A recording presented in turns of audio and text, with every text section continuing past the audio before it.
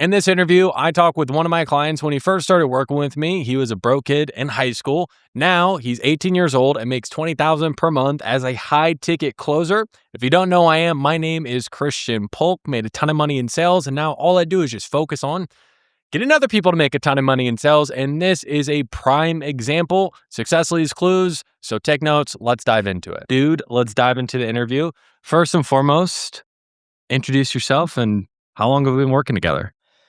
My name's Nathan. I've been in the high ticket space for like the last 2 years. And that's how long I've been working with Christian as well for like the last 2 years. Um, yeah, like it's been a while, bro. Been a while. I don't think it's been quite 2 years, but it's been a hot minute, right? I think it's Yeah, since been walking around about high school. yeah, it was definitely a year. It's been at least a year. Yeah, I yeah. think. Because I remember I was 16 walking around in high school, and then I turned Yeah. 17. I was still walking Yeah, around in yeah. high school. Yeah, But yeah, so it's been a hot minute, and because you're in school, because you're in high school, it did make some of the things in terms of you getting on a good offer and everything along those lines, like, more difficult. So, um, but now that you're out of high school, you're actually able to do something full time. You hit a record month. Tell me about that. What happened? oh yeah, I hit 20K per month. Yeah, like it was a fun feeling. I think the biggest thing was just like consistency. Yeah. But yeah, that was my record month, 20K. Like I've had smaller months at like 10K. Some months where like I made no money as well. Um, Yeah. but yeah, like actually being consistent. This is my first Yeah. 20K month, and then it's looking to be consistent as well. So that's good. Yeah. So you told me, like, it's 7 days into the new month and you're already, like, on pace to outpace 20. Oh yeah, easily. Yeah. Even with less days in February, like a pay a day, yeah, I should be outpacing 20K easily.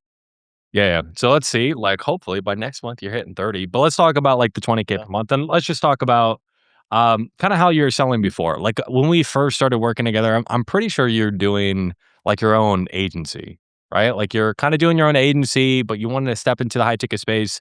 Like, what was life like back then? Naive Nathan, 16 years old, 16 years right? old. Yeah, like, what was things like, and Yeah. like, before we started working together? Oh, like I was still in the NDPU space back then.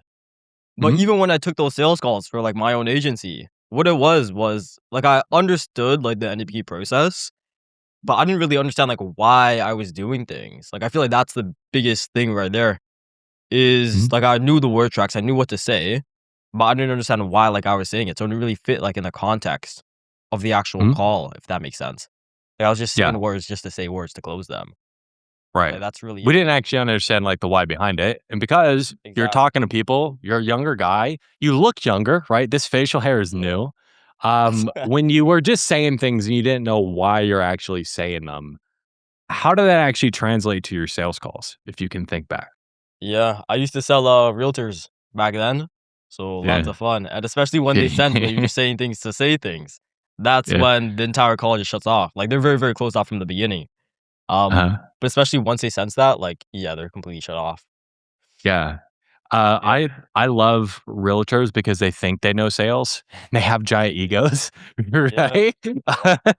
That's what I told you, like, immediately of, like, oh yeah, realtors. It's good. Like, you selling realtors is gonna make you have to be good at what you do, yeah, right? Because, like, they give you. They're such a squirrely bunch, and they will take any exit that you give them. yep. And before, like, we started working together, like, generally speaking, how do those calls end? Dude, like most of those, like they give me, it was just like the dumbest smoke screens as well. Like it just be like, think about it. But sometimes like it wouldn't even get to the end. Like my discos, like discoveries would run like maybe 40 minutes or something because like I have no idea what the fuck I'm doing in the discovery. Yeah. And some of them would be like super short, like 10 minutes because they'd be super closed off. And I just ask all the questions and I just check it off like on a list. And I'd like, there's no actual fundamental process like of Mhm. what I was trying to get at in the discovery. So some of them would like, they would all just end and think about it. So, like I think my closer when I run my own agency was horrible. Um, but some of them wouldn't even like I wouldn't even pitch, right? Well, that's how some of them Yeah. would end. Yeah. And then what did you actually see from me, if you can remember, that you're like, okay, maybe this guy knows what he's talking about. Yeah, Let's see it was about working together. Yeah. yeah, it was back in the early days when you had that low ticket school, like the low ticket. Yeah. But it was your YouTube specifically.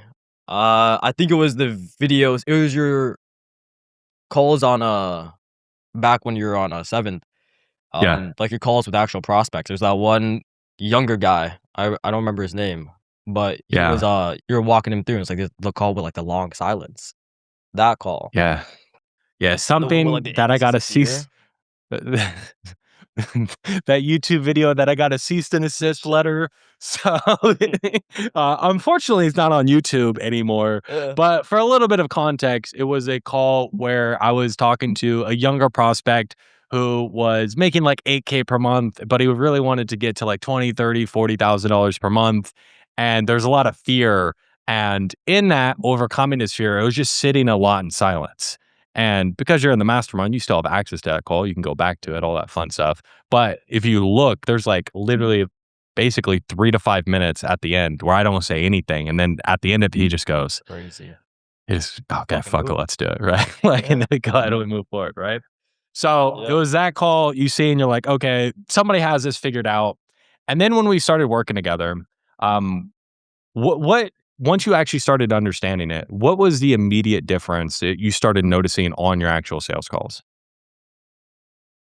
I think the biggest thing is like I just understood like what I was doing in the process. So like it wasn't just like ask this question, ask this question, ask this question, and you hypnotize them into buying.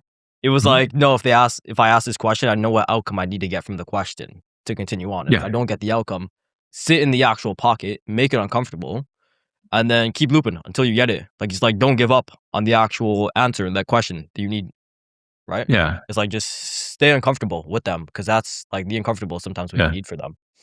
Yeah. Because the biggest thing when it comes to the questions, like questions are just tools. They're a tool to get an Yeah. outcome. So if you don't get the outcome, what the fuck is the point of the question? Yeah. Right. Yeah. And Just a question to ask. it's something I will say that I've noticed with people who get like better results than others or quicker results than others that you really shown is when you didn't understand something, you would constantly ask. Hmm. I remember You got especially when you like accuracy. Yeah. yeah, bro. Like for the first for the first while, I at least had 1 to 2 questions a day that you're like, "Hey, At the bro, what least, about bro. this? What about this?" And it's like, "What about this scenario? What about this scenario? Can you explain this?" And it was just like constant. And I really enjoy it because it's like you could tell like you were paying attention, right? And it was just like you trying to understand it like frontwards to backwards, right? Yeah. Because and then once you did that, once you actually understood it like frontwards to backwards, how do you like what were the how do the outcomes actually start to be different like on the calls? I had this was especially when I was still selling it wasn't for my own offer, but I got another offer Mhm. where I was selling realtors sales trading and marketing as well as like two different offers in one. Mhm. Um but on those calls I just had so much more authority as well, right? Yeah. Like especially in the beginning of the conversation. With realtors, that's something I struggled with a lot, like getting a problem or like Yeah. an actual outcome that's tangible. Yeah. And then as soon as I started understanding what I needed at the beginning of the conversation, because I remember like walking around in high school, like messaging you on like Facebook and Slack and shit, right? Dude, you Like sending showed you the voice coaching calls. messages. You showed the coaching calls in class. Yeah, yeah, lots of fun. Yeah, doing call reviews in class. Yeah. Um, yeah, but like once I actually understood that, like I just had they respected me. I could tell at the beginning of the Yeah. conversation. Like they actually knew that I wasn't like any other sales rep, and they couldn't just bullshit me the entire call. That was the biggest Yeah. difference right there. Yeah. You gotta, especially with high ego prospects, which a lot of real estate agents are, you gotta subtly let them know, like, bro, you could be like this with everyone else, but not with me. Right? Exactly. The only way you're gonna know that is if you know where the fuck you're going.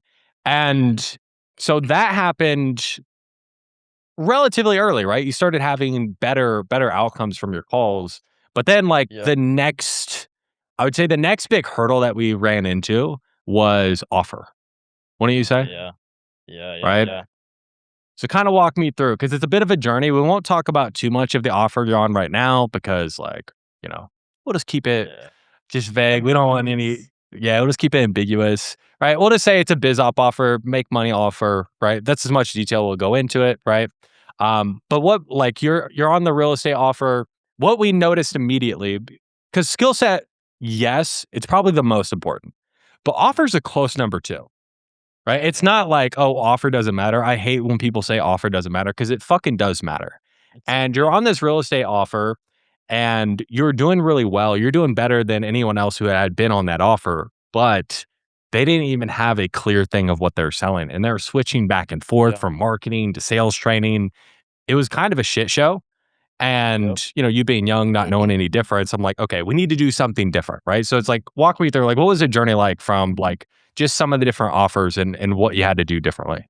Yeah, it's really interesting because you mentioning that, like, the biggest thing that helped me, like, you really did help me get on a lot of solid offers. Like, I wouldn't have landed like half the offers, or like probably all of them, if I if you didn't put me in contact with them. Mhm, Um, like that helped a lot with getting my foot in the door. mhm. But even when it comes to like transitioning out of that offer and getting on a bunch of different offers, like after that point, a bit of offer hopping as well. Um, like the biggest thing is like before that, like I was struggling to get offers. But then after that, like, once I was able to show them my skill set, or especially just, like, Yeah. understand the process, right? Not being like every other sales rep. Like, dude, like, I think I told you about it as well. Like, I Mhm. got offers, like, people trying to raise their commission to get me on, right? Like, Yeah. they were reaching out to me, trying to get me on their offer, right? Yeah. So that's the Yeah. biggest That shift right wa there. that was the biggest shift, and I remember, like, I had a conversation with you. I'm like, "Hey, bro, I'm gonna get you in contact with a couple offers, but, like, I also like, I show you step by step how to even get more offers, how to reach out Mhm. to companies the right way." And you did it for what, 1 day, and you already had, like, 5 offers lined up, Oh, yeah, and then it bro. was just choosing which one. I will say, just a caveat for anyone listening, one of the biggest setbacks was the fact that you were still in school. Right? Yeah. Because like, you couldn't work the hours that some of the higher, like, more, like, Established. established offers would want you to work. You just couldn't work those hours. I know one, for example, right? Like, for one example was, like a biz op offer. They're doing 1,000,000 plus per month. They have like a month trial period, and you're like the top during the trial period. But because you couldn't take 10 calls per day, like, they couldn't take you on the It team. was fucked. Yeah. Yeah, so Yeah. kind of fucked. Heartbreaking, bro. Heartbreaking. I know, and Uh, it's like, yeah. and even with that, like the trial period of what you made, like 9K, like just in a trial period too.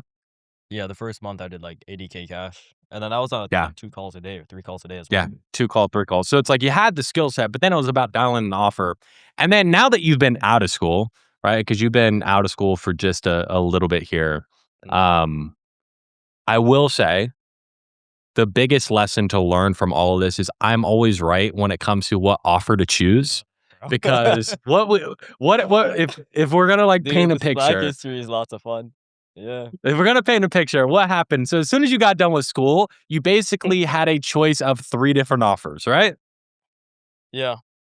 So there was one biz op offer that I would say is like more generic. There was a health offer, and then there was a more specific biz op offer that you're currently on. And what happened is you did the 2 other offers first, right? Made some money, but you realized like, hey, this isn't exactly what I wanted. Fuck this. When Yeah. I told you to do the very specific biz op offer, the make money offer right off the bat, and this is your first full month there, right? Your first full month, you hit 20K per month and became the number one person on the team, right? Yeah. Right. And hopefully you get a bonus for that. This guy knows something. Yeah. So what do you feel like really helped you separate and just even though you're newer to this offer and there had been people selling this for like months that you're able to come in and just become the like number one on the team your first full month? I think even you can attest to this is that like I got this skill set like fairly early on. But it was just the fact like even what I was sharing with you, it's just energy. Right? Like the Mhm, biggest caveat for me personally is like what I did to learn the skill set is like very, very quickly was I went back and I watched all the past coaching call recordings. mhm, Right? Like literally all of them. Like if you played them, I could probably like recite them. But that's just what I did like 24/7 is I just watched all the past coaching call recordings, even like before I was in the mastermind. mhm, But even when it comes to like just the biggest shift recently has just been mhm. diet, bro.